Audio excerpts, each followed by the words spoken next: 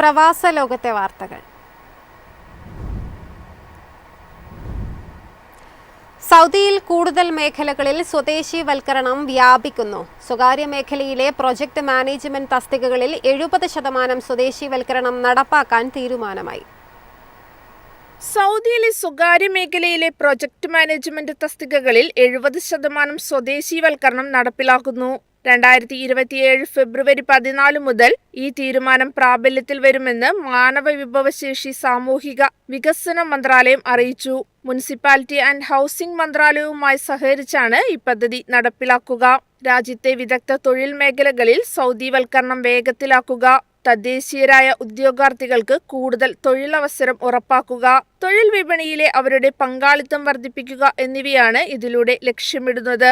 Vision 2030, labour market strategy എന്നിവയുടെ ലക്ഷ്യങ്ങൾക്ക് അനുസൃതമായാണ് ഈ നീക്കം. പ്രൊജക്ട് മാനേജ്മെന്റ് മേഖലയിൽ 3 അതിലധികമോ ജീവനക്കാരുള്ള എല്ലാ സ്വകാര്യ സ്ഥാപനങ്ങൾക്കും ഈ നിയമം ബാധകമായിരിക്കും.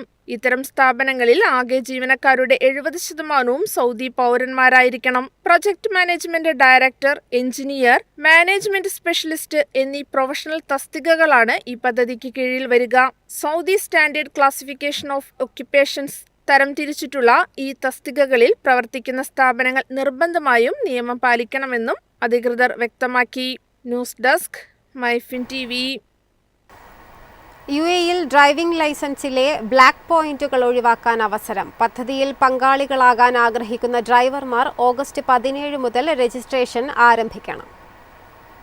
UAE ആഭ്യന്തര മന്ത്രാലയവും ഫെഡറൽ ട്രാഫിക് കൗൺസിലും വർഷം തോറും നടപ്പിലാക്കുന്ന അപകടരഹിത ദിനം ബോധവൽക്കരണ പദ്ധതിയുടെ ഭാഗമായാണ് ഡ്രൈവർമാർക്ക് വലിയ അവസരം നൽകിയത്. UAE-യിൽ പുതിയ അധ്യയന വർഷം ആരംഭിക്കുന്ന ഓഗസ്റ്റ് 31-നാണ് ഈ സുരക്ഷാ പദ്ധതി നടപ്പിലാക്കുന്നത്. പദ്ധതിയിൽ പങ്കാളികളാകാൻ ആഗ്രഹിക്കുന്ന ഡ്രൈവർമാർ ഓഗസ്റ്റ് 17 മുതൽ രജിസ്ട്രേഷൻ ആരംഭിക്കണം. ആഭ്യന്തര മന്ത്രാലയത്തിന്റെ ഔദ്യോഗിക സോഷ്യൽ മീഡിയ അക്കൗണ്ടുകൾ വഴി നൽകിയിട്ടുള്ള ലിങ്കിലൂടെ പ്രവേശിച്ചാണ് സുരക്ഷിതമായി വാഹനമോടിക്കുമെന്ന പ്രതിജ്ഞ ഒപ്പിടേണ്ടത്.